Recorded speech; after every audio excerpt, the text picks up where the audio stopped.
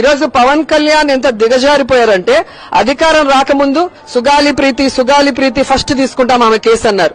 ఈ రోజుటి వరకు 1 year అయినా దాని గురించి మాట్లాడట్లేదు. 233 మంది మహిళలు కనిపించకుండా అయిపోయారు అన్నారు. 33,000 మంది కనిపించకుండా అయిపోయారు అన్నారు. మరి ఈ రోజు మీ అధికారం వచ్చాక ఆ 33,000 మంది ఎక్కడికి వెళ్లారో కనిపెట్టి తీసుకురావచ్చు కదా, తీసుకురాలేదు.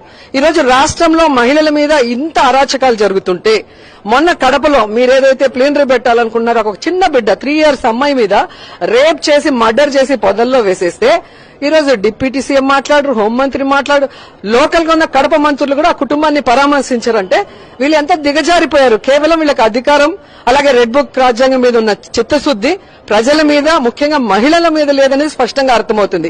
ఎందుకంటే రాష్ట్రంలో ఎన్ని జరిగినా నోరు తెరవడు. ఆయన సినిమాని ఎక్కడ ఆపేస్తారన్న భయంతో ఈ రోజు ఇండస్ట్రీ వాళ్ళని బెదిరించడాన్ని మనం గమనిస్తున్నాం. గతంలో జగన్మోహన్ రెడ్డి దగ్గరికి వచ్చిన వాళ్ళందరినీ కూడా గౌరవించి భోజనాలు పెట్టి వాళ్ళందరితో కూడా సినిమా ఇండస్ట్రీ అభివృద్ది కోసం జగనన్న పనిచేస్తే ప్రభుత్వానికి ఏం పని, ఇండస్ట్రీలో ఏలు పెట్టడానికి వాళ్ళకి ఏం అర్హత ఉంది, ఎందుకు మీరంతా వాళ్ళ ముందర పోయి చేతులు కట్టుకుని నించున్నారని మాట్లాడిన పవన్ కళ్యాణ్ ఈ రోజు సంవత్సరం అయినా ఎందుకు మీరు ముఖ్యమంత్రిని కలవలేదు, నన్ను కలవలేదని మాట్లాడుతున్నారంటే ద్వంద్వ వైఖరి మీరు అర్థం చేసుకోవాలి. అంటే ఆయనకు ఒక న్యాయం, వేరే వాళ్ళకైతే ఒక న్యాయం.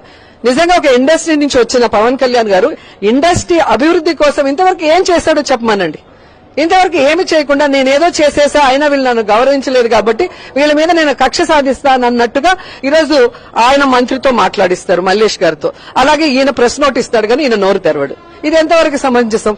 నీకు ఓట్లేసి గెలిపించిన పిఠాపురంలో రేప్ జరిగినా మర్డర్ జరిగినా అక్కడ ఎస్సీస్ ని బహిష్కరించిన ఈ రోజు వరకు నోరు తెరవరు.